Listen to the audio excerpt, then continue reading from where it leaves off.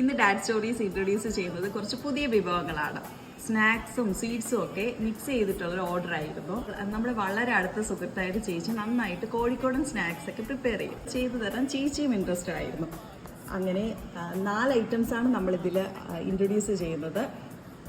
ഉന്നക്കായയും chicken കട്ട്ലറ്റും chicken റോളും egg ബജിയും.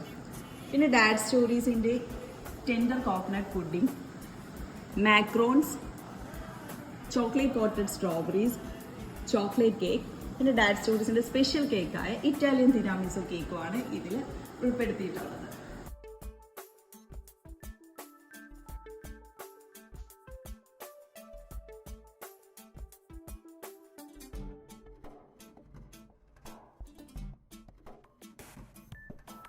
മഞ്ഞൾക്കുറി തന്നെ നെറ്റിമേൽ വേണം, മഞ്ഞച്ചരടിൽ താരി കോർക്കേണം.